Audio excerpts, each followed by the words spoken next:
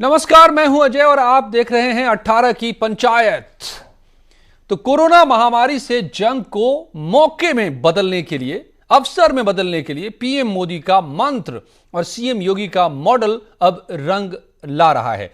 देश के दूसरे राज्यों से 7 से 10 लाख फंसे मजदूरों को यूपी लाने का महा प्लान अब तैयार किया जा रहा है। कैसे अंजाम दिया जाएगा इस पूरे प्लान को, किस तरह की तैयारी हो रही है और इसके क्या क्या मायने हैं, आज पंचायत में करेंगे चर्चा। लेकिन पहले आप देखिए यह रिपोर्ट।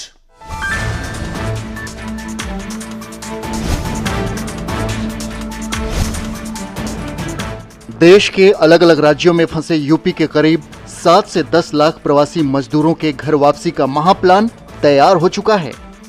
सीएम योगी ने राज्य के 75 जिलाधिकारियों को निर्देश दिया है कि इन प्रवासी मजदूरों को क्वारंटीन करने के लिए पूरी व्यवस्था तैयार की जाए। मसलन सभी जिलों में शेल्टर होम्स बनाए जाएं, शेल्टर होम्स में खाने पीने की व्यवस्था हो, टॉयलेट, पंखे, सैनिटाइजेशन की भी व्यवस्था हो। साथ ही क्वारंटीन के बाद 1000 रुपए के साथ राशन किट के साथ उन्हें घर भेजा जाए। हमारे प्रदेश के जो बाहर क्वारंटाइन में 14 दिन के क्वारंटाइन में जो हमारे कामगार हैं, जो मजदूर हैं, उनको जो है वापस चरणबद्ध रूप से लाने की व्यवस्था की जाए। क्वारंटाइन में अपने जनपद में ही एक सुदृढ़ और मजबूत व्यवस्था के तहत मेडिकल चेकअप कराने के बाद रखा जाएगा।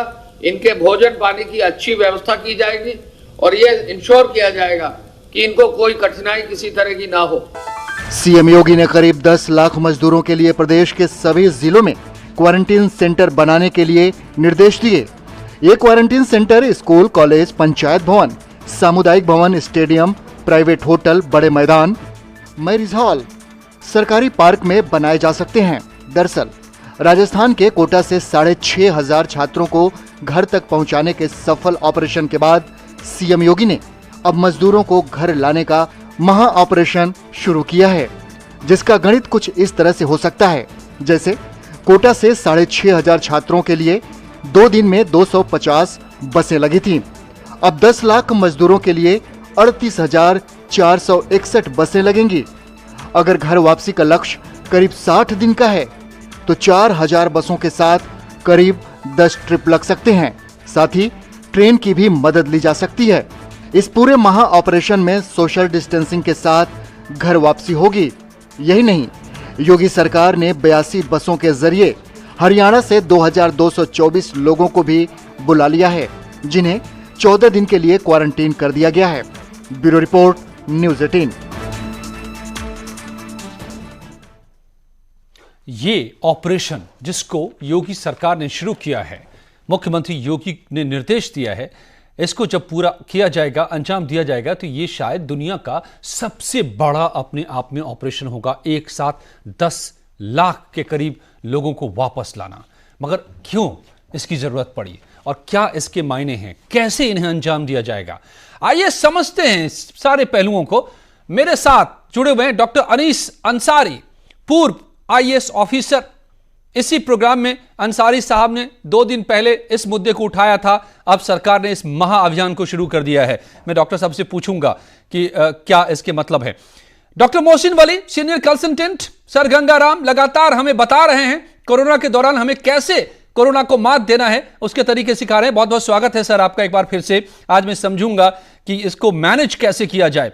जगदीश शर्मा साहब कांग्रेस के नेता मेरे साथ जुड़े हुए हैं और आलोक अवस्थी साहब बीजेपी के प्रवक्ता। स्वागत है आप सभी मेहमानों का। डॉक्टर अनीस अंसारी, मैं सबसे पहले आपसे समझना चाहूंगा, आपने क्यों उठाया था कि मजदूर को लाया जाए वापस, और जब अब लाए जाने का अभियान शुरू किया जा रहा है तो हाउ टू मैनेज 10 लाख के करीब मजदूर हैं जिनको लाया जाना है।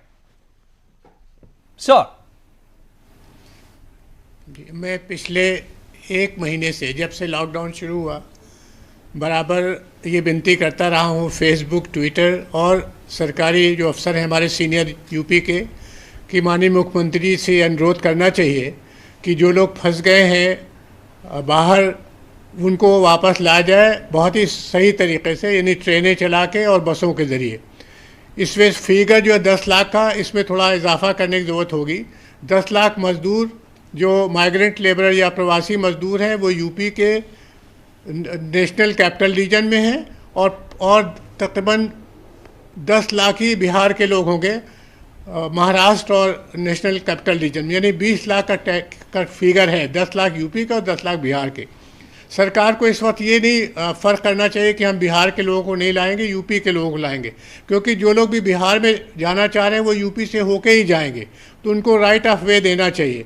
इसके लिए बिहार के माननीय मुख्यमंत्री से अनुरोध किया जाना चाहिए कि वो उस खर्चे को बेयर करें जो यूपी सरकार उनके लिए रखेगी, उनके मज़दूरों के लिए, और उनके आने जाने पे जो खर्चा होगा लॉजिस्टिक में उसका भी बिहार सरकार को शेयर देना चाहिए, या भारत सरकार शेयर दे।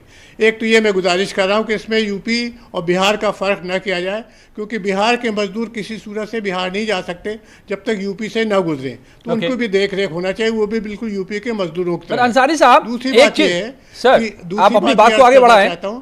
जी, आप अपनी बात को आगे बढ़ाएं। आप महीने भर से तमाम प्लेटफॉर्म पे कहते रहे, लेकिन ये तो मानेंगे कि न्यूज़ 18 पर आपने ये बात पहली बार रखी परसों, और अब कल ही एक्शन हो गया इस पर। न्यूज़ 18 पर आपको पहले रखना चाहिए था, बहुत पहले एक्शन हो जाता। बहुत ही गौरवान्वित। मैं एक महीने से मुख्य सचिव जी, अपर मुख्य सचिव होम और डीजीपी साहब से रिक्वेस्ट करता रहा हूं कि आप माननीय मुख्यमंत्री से बात करके उसको मशवरा दीजिए कि ये जो प्रवासी मजदूर हैं इनको लाया जाए। अब वो बहरहाल फैसला हो गया है, बड़ी खुशी की बात है, सब बड़े काबिल लोग बैठे हैं, उन्होंने जानबूझ के फैसला किया और मुझे बहुत खुशी हो रही। इसमें एक चीज़ ये करने की ज़रूरत होगी कि भारत सरकार से बात करके, माननीय प्रधानमंत्री से बात करके माननीय मुख्यमंत्री जी ये अनुरोध करें कि इसमें स्पेशल ट्रेनें चला दी जाएँ। ट्रेनों में ज़्यादा लोग आ सकते हैं और बसों में थोड़े लोग आएंगे, ट्रेनों से ज़्यादा स्मूथ पैसेज हो जाएगा। उसमें 1-1 मीटर का जो फासला रखने का इंतजाम है वो भी किया जा सकता है, यानी ट्रेनों की जो नॉर्मल कैपेसिटी है और बसों की जो नॉर्मल कैपेसिटी है उसमें 1/3 आदमी लाएं तो 1-1 मीटर का हिसाब बड़े आराम से रखा जा सकता है। तीसरी चीज़ मैं ये अर्ज करना चाहता हूँ कि इस वक्त इनको जब लाएंगे तो जाहिर है कि क्वारंटीन आइसोलेशन वार्ड में रखना ज़रूरी होगा, और जब यहाँ से यूपी से जाएं बिहार तो बिहार में भी वहाँ पर आइसोलेशन वार्ड की फैसिलिटी होना चाहिए, उनकी चेकिंग होना चाहिए, हमारे एंट्री पॉइंट पे भी, हमारे एग्जिट पॉइंट पे भी, ताकि ये ना हो कि कोई आदमी जो इन्फेक्टेड हो वो फिर जाके और परेशानी पैदा करे, तो फिर पूरी स्कीम जो है फेल होने का डर है। चौथी बात मैं अर्ज करना चाहता हूँ कि इस वक्त एकदम से जोश आ जाएगा सारे मजदूरों में कि सबसे पहले उनको भेजा जाए। इसमें कोई ऑर्डर क्रम फॉलो होना चाहिए, चाहे अल्फाबेटिकल ऑर्डर से कर दें, चाहे फर्स्ट कम फर्स्ट गो कर दें, यानी जो मजदूर पहले आ जाता है उसको पहले भेजने का इंतजाम करें, जो बाद में आए उसको बाद में भेजा जाए, या का खा गा के अनुसार लोगों को ले लें, ताकि सबको पता हो। और आखिरी बात ये कहना चाहता हूँ कि इनके फ़ोन नंबर से इनका एक डेटा बना के फ़ोन नंबर से इनकी फैमिलीज़ को बता दिया जाए कि आपके घर के जो मुखिया हैं या मजदूर हैं वो आ गए हैं हमारे यहाँ सूबे में, इस ज़िले में रखे गए हैं, और वो उनका खाने पीने का इंतज़ाम हो रहा है, कोई फिक्र की बात नहीं, उनके इलाज का इंतज़ाम हो रहा है, और हम उन लोगों को सेफली आपके होम टाउन में भिजवाने की व्यवस्था करें। इससे जो साइकोलॉजिकल स्ट्रेन है मजदूरों में, फैमिली में, वो घट जाएगा। जी, आपने जो बातें कही हैं, पहले मैं ये साफ कर दूं, जगदीश जी मैं आपके पास आऊंगा, लेकिन पहले मैं एक्सपर्ट्स से समझ लेना चाहता हूं इस पूरे ऑपरेशन के बारे में।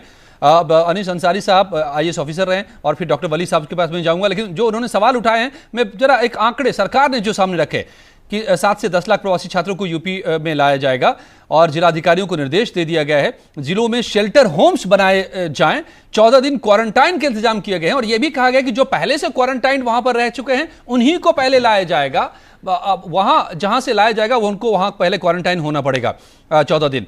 इसके बाद फिर यहां भी 14 दिन क्वारंटाइन रखा जाएगा। शेल्टर होम में खाने पीने की व्यवस्था होगी, टॉयलेट, पंखे, सैनिटाइजर का इंतजाम होगा। 2 महीने के अंदर करीब 10 लाख लोगों को लाने का लक्ष्य है, 2 महीने का वक्त रखा गया है इसके लिए। सो चरणों में लाया जाएगा धीरे धीरे, और जब क्वारंटाइन के बाद उनको घर भेजा जाएगा तो साथ में खाने पीने का सामान, राशन का किट और 1000 रुपए ये दे करके उनको घर भेजा जाएगा, ताकि घर पर जाकर के भी उनको तुरंत इन सब चीजों की असुविधा नहीं हो। बट डॉक्टर वाली, क्या मेडिकल फ्रेटर्निटी को चिंता इस बात की हो सकती है कि इतनी बड़ी संख्या में इन्फ्लक्स होगा, आप तमाम चेक पॉइंट्स बना रहे हैं, फिर भी गुंजाइश तो नहीं होगी कि बीमारी और फैल जाए?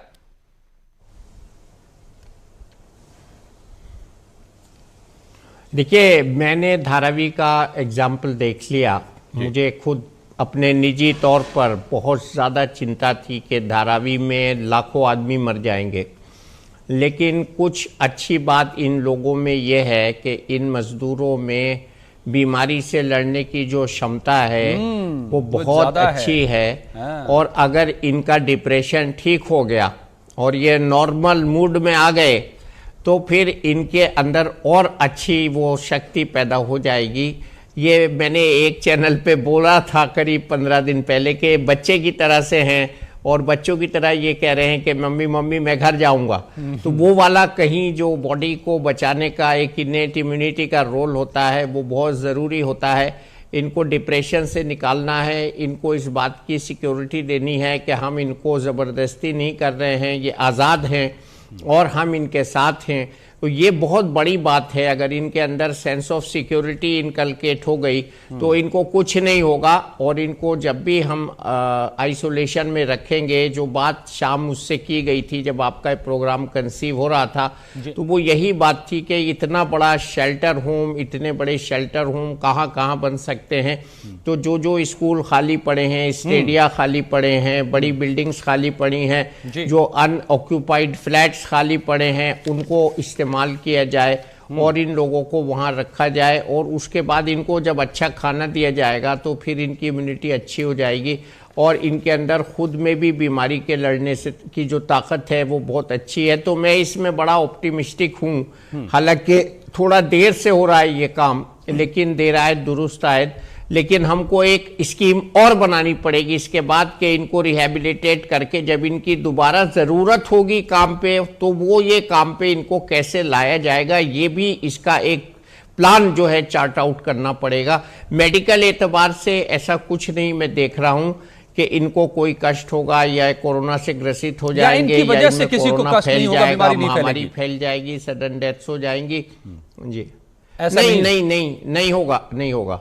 अच्छा डॉक्टर साहब, बिल्कुल नहीं होगा। मैं ये बार बार उठा रहा हूं इस मुद्दे को, डिस्टेंसिंग मेंटेन करेंगे। मैं आगे बढ़ूं इससे पहले जल्दी से आपसे समझ लेना चाहता हूं, क्योंकि आप जैसे एक्सपर्ट मेरे सामने होते हैं तो मेरे सवाल आने लगते हैं सामने। आपने जो बात कही है मैं भी ऐसा महसूस कर रहा हूं। क्या यह सही है कि जो जितना संपन्न तबका है इस वक्त, पूरी दुनिया की बात मैं कर रहा हूं, देश और दुनिया की, वो ज्यादा खतरे में है, उनकी इम्यूनिटी उतनी वीक है? जो जितना नीचे का तबका जिसको हम मानते हैं, जो रगड़ के मेहनत करता है, शारीरिक श्रम करता है, उसकी इम्यूनिटी बेहतर है और वो बेहतरी से लड़ रहा है इस बीमारी से, उसको असर नहीं हो रहा है। क्या ये सही है मेडिकली? हाँ, ऐसा देख रहे हैं हम, और ऐसा देख रहे हैं और ये देख के बाहर के मुल्क बहुत ताज्जुब कर रहे हैं।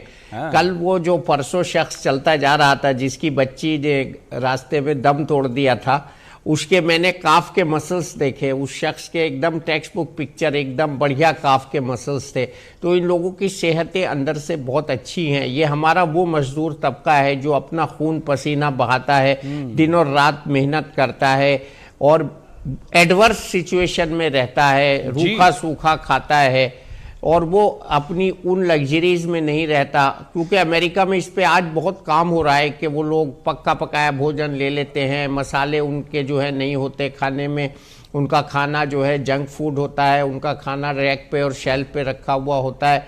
उनके यहाँ ताज़ी दही का तस्वुर नहीं है घर में बनी हुई का। ये बातें हो रही हैं, ये बिल्कुल एकेडमिक सर्किल्स में ये बातें हो रही हैं कि हमारा खाना, हमारा रहन सहन, हमारा गंदी हवा में जगदीश जी मैं आ रहा हूँ आपके पास आ रहा हूँ, जो इम्यूनिटी है लेवल बढ़ाता है और ये सही बात है, ये सही बात है, बिल्कुल सही बात है। मुझे लगता है कि जो आत्मनिर्भरता का मंत्र बचे हुए हैं जी, कल प्रधानमंत्री ने जो आत्मनिर्भरता का और मोदी जी का प्रोग्राम बहुत अच्छे से सक्सेसफुल हो रहा है जी। अब जो मोदी साहब ने जो आत्मनिर्भरता का मंत्र दिया उसमें मुझे लगता है कि यह भी शामिल होना चाहिए कि आप अपने काम खुद से कीजिए, हाथ पैर हिलाइए, ज्यादा आप सक्षम रहेंगे आने वाले दिनों में ऐसी बीमारियों से लड़ने के लिए, आपकी इम्यूनिटी बेहतर होगी। लेकिन जगदीश शर्मा जी, पहली बार मैंने देखा बिल्कुल कि प्रियंका गांधी ने प्रेज किया योगी सरकार का, योगी जी का, कल ट्वीट करके जब मजदूरों को लाने का उन्होंने फैसला किया और निर्देश दिया।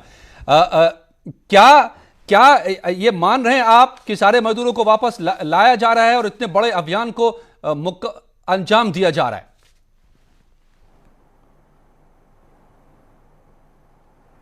अजय जी, सबसे पहले तो मैं आज आपकी हंसी पर बात करना चाहता हूं। आज राजनीति आपने कर दी।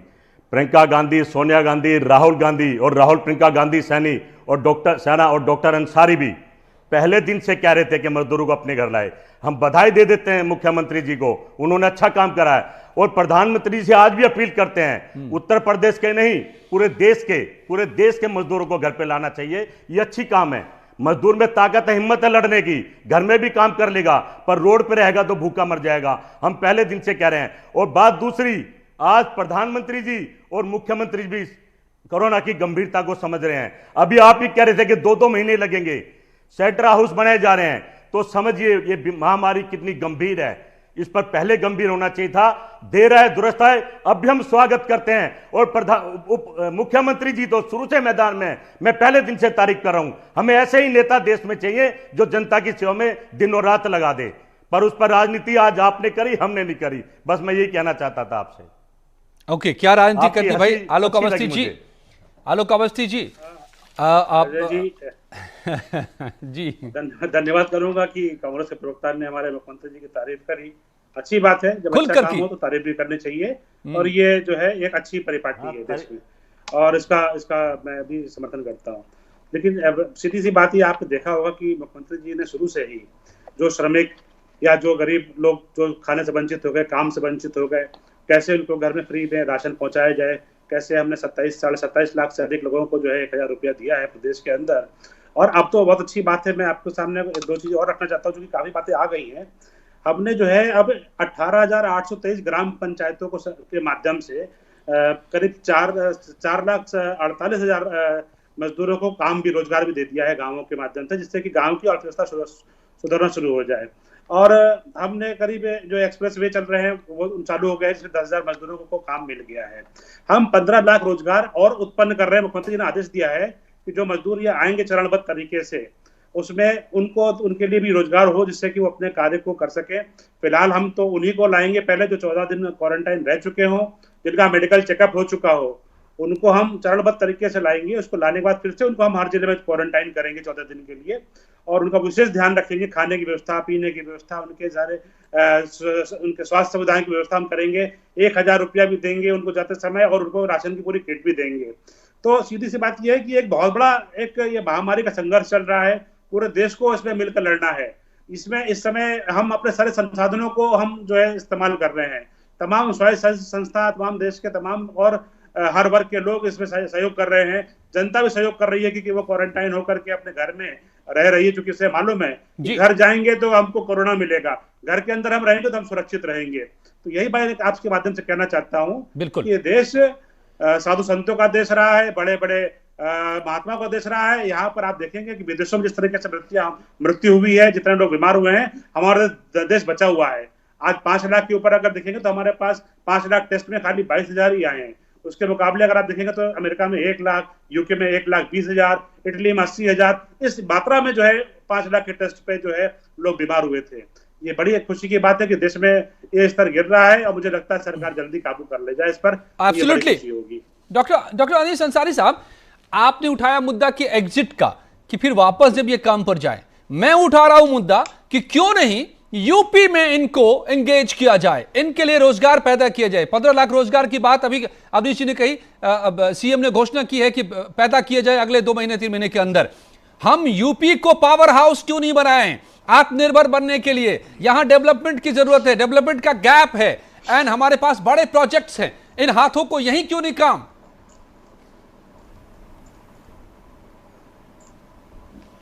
ये किया जाना चाहिए। इसमें 2 चीज़ें तो उत्तर प्रदेश सरकार और दूसरी सरकारें बड़े आराम से कर सकती हैं।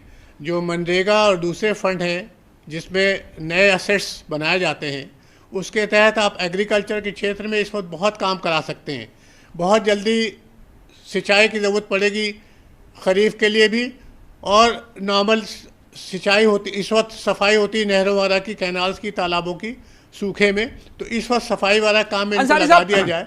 तो अंसारी साहब, मैं आपको अपडेट कर दूं, आज ही की खबर है, आज ही की खबर है, मैं आपको अपडेट कर दूं कि मनरेगा के जरिए बहुत सारे मजदूरों को उत्तर प्रदेश में आज 2 काम पर लगाया गया है। अभी करीब 4-5 हजार मजदूरों का आंकड़ा अभी तक आया है, जिनको पेड़ लगाने और तालाब खोदने, बड़ी खुशी, पेड़ लगाने और तालाब खोदने का काम दिया जा रहा है। आपको क्या लगता है कि ऐसे ही अच्छा कदम? जी जी। और भी बहुत सी चीज़ें, जैसे आप अस्पताल में वार्ड बॉय का यूनिफॉर्म बनाते हैं, नर्सेस के लिए यूनिफॉर्म बनाते हैं, बेडशीट और उसके पिलो कवर बनाते हैं, ये सब हैंडलूम और खादी सेक्टर में बड़े आराम से बनाए जा सकते हैं। सरकार को चाहिए कि इस काम को शुरू करा दे, ताकि अस्पताल जो अब रिनोवेट होंगे और मजबूत करने पड़ेंगे, स्ट्रेंथन करने पड़ेंगे, उनके लिए सामग्री भी मिल जाए और मिलों के बजाय हैंडलूम, खादी और पावरलूम सेक्टर से इसको खरीदा जाए। कई लाख लोगों को जो स्किल्ड लेबर है उनको मजदूरी मिल जाएगी अपने वतन में रहते रहते। एक और चीज़ मैं अर्ज़ करना चाहता हूँ जी। ये सुझाव आया है, अपोजिशन ने, कांग्रेस पार्टी ने ख़ास तौर से सरकार से अपील की है कि इस वक्त चूँकि बेरोज़गारी बहुत फैल गई है, इस वजह से जो गरीब तबका है उसके लिए बेसिक इनकम के तौर पर 7,500 रुपये पर मंथ का डोल दिया जाए, उनको अलाउंस दिया जाए। मैं समझता हूँ ये बहुत अच्छा सुझाव है। भारत सरकार को इसमें स्टेट सरकारों की मदद करनी पड़ेगी, क्योंकि खाली राज्य सरकार अपने भरोसे पर इतनी बड़ी अमाउंट नहीं दे सकती। लेकिन भारत सरकार के पास फंड है, उसको चाहिए कि वो 7,500 रुपये पर महीने के हिसाब से जो बेरोज़गार हो गए हैं मजदूर, यूपी के तकरीबन 10 लाख के करीब मजदूर हैं जो यूपी के बाहर हैं, उन सबको डोल देने की ज़रूरत है। ओके, मैं इस पर आपसे समझना चाहूंगा, आगे मैं आता हूं उस वक्त में कि क्या सीधे ऐसे दे दिए जाने चाहिए पैसे, या काम पैदा किए जाएं और काम के बदले पैसे दिए जाएं ताकि तरक्की भी हो और उन्हें रोजगार भी मिले, पैसा भी मिले, जीविका भी मिल जाए। रास्ता कौन सा बेहतर होगा, आपसे मैं पूछूंगा। आलोक जी कुछ कहना चाह रहे हैं आप जल्दी से? देखिए, अनीस अंसारी जी जो बात कह रहे हैं, मैं उनको बता दूं, करेक्ट कर दूं कि जो उन्होंने खादी ग्रामोद्योग और हैंडलूम की बात करी है, सरकार इस मामले में 10 दिन पहले ही निर्णय ले चुकी है और उस पर ऑलरेडी जो है उनको मास्क बनाने का काम मिला हुआ है। कपड़ा जो है खादी का प्रयोग किया जा रहा है और ग्राम विकास विभाग उसमें जो है उस पर काम करके बना करके दे रहा है। तो ये ग्रामीण सेक्टर को जोड़ करके और खादी ग्रामोद्योग को जोड़ करके ये निर्णय सरकार ले चुकी, जो कि अभी हो रहा है। लेकिन हाँ, कुछ राजनीतिक बातें भी अनीस अंसारी साहब ने कही है, जो कांग्रेस के प्रवक्ता के तौर पर उन्होंने बात कही है। मैं इस पर यह भी कहना चाहता हूँ, वो एक प्रशासनिक अधिकारी अच्छे रहे, काफी समय तक उन्होंने प्रदेश में अपनी सेवाएं दी हैं। उन्हें पता है कि 7,500 रुपया सरकार नहीं दे सकती है किसी को। हमारे पास उसके पास मनरेगा के माध्यम से हम काम करा के उस पैसे को यूटिलाइज कर सकते हैं, हम सूडा के माध्यम से यूटिलाइज करा के उनको काम कर सकते हैं, हम किसी ना किसी तरीके से मानव श्रम इकट्ठा क्या अवसर उत्पन्न कराएंगे और उस माध्यम से हम उनको करेंगे। लेकिन जो है ये राजनीतिक बात जो है अनीस अंसारी साहब कह रहे हैं, तो मुझे बड़ा हैरानी हो रही है। राजनीतिक बात, उन्होंने कांग्रेस का उदाहरण दिया, कांग्रेस को कोट किया, आपको ये लग रहा है कि डॉक्टर अंसारी साहब आप रिस्पॉन्ड करना चाहते हैं? क्विकली प्लीज, एक छोटा सा। मैं 2 बातें कहना चाहता हूँ, मुझे इजाज़त दे दे जी। हाँ, एक तो ये कहना चाहता हूँ कि ये 7,500 रुपये देने का जो तस्वुर है ये राजनीतिक नहीं है। बड़े बड़े इकनॉमिस्ट ने दुनिया में इसको बेसिक इनकम फंड के नाम से प्रमोट किया है कि जो लोग गरीब तबके के हैं उनको सरकारों की जिम्मेदारी है कि बेसिक इनकम दें। इस वक्त 2 महीने के 1.5 महीने काम के बदले या मुफ्त में रोजगार है, आप क्या सजेस्ट करते हैं? खत्म हो गई, तो ऐसे गरीब तक नहीं, दोनों चीजें काम के बदले भी दीजिए और ऐसे बहुत से लोग होंगे जो काम करने के लायक नहीं, उनको दीजिए। बेसिक इनकम का तस्वुर ये है कि चाहे आदमी कुछ और इनकम, बस 2 मिनट ज्यादा नहीं, प्लीज देखिए, मैं आपके बीच में नहीं बोलता, आप मेरे बीच में बोले, आप मेरी बात को बाद में कंडम करिएगा। तो मैं एक चीज़ ये कह रहा हूँ कि सभी लोगों को जो मजदूर तबके के हैं उनको 7,500 रुपये महीने के हिसाब से बेसिक इनकम सरकार को देने, भारत सरकार को मदद करनी पड़ेगी। मैं नहीं कह रहा कि यूपी सरकार या कोई राज्य सरकार इसको संभाल सकती है, लेकिन भारत सरकार को तो कुछ करना ही नहीं, खाली रिजर्व बैंक ऑफ इंडिया से बॉन्ड खरीदना है। बॉन्ड, अच्छा, बस आखिरी बात इसमें मैं ये अर्ज कर रहा था कि ये जो ओके, स्लिप्ड, नो प्रॉब्लम। मैं ये अर्ज कर रहा था कि ये मजदूरों को जो 1 मिनट, बस 1 मिनट, ये जो खादी का जिक्र किया आपने कि खादी का ऑर्डर हो गए, मैं उनसे वाकिफ़ हूँ, लेकिन खादी सेक्टर छोटा सेक्टर है, हैंडलूम और पावर को सेक्टर बड़ा है, उसमें ज़्यादा लोग लगे हुए हैं। और उसमें खादी के सेक्टर में आपको बेडशीट, बेड कवर और यूनिफॉर्म नहीं बन सकते हैं, ये तो हैंडलूम और पावरलूम में ही बनेंगे। इसलिए यूपी सरकार को चाहिए कि इस दायरे को और बढ़ा दें ताकि जो सबसे बड़ा सेक्टर है एग्रीकल्चर के बाद हैंडलूम का, वो भी जॉब में लग जाए। बिल्कुल। डॉक्टर वली मैं जल्दी से आपसे समझना चाहता हूँ, समय बिल्कुल कम होता जा रहा है, एक सवाल मुझे कांग्रेस से भी लेना है। डॉक्टर वली, ये क्या हम कोरोना से सीखते हुए जैसा हमारा इवोल्यूशन हुआ है मशक्कत के जरिए, हमारे डीएनए शेप्ड है मेहनत करने के लिए, नहीं मेहनत करते हैं तो हम कमजोर पड़ते हैं। क्या कोरोना से हम सीखते हुए श्रम आधारित मेरी शादी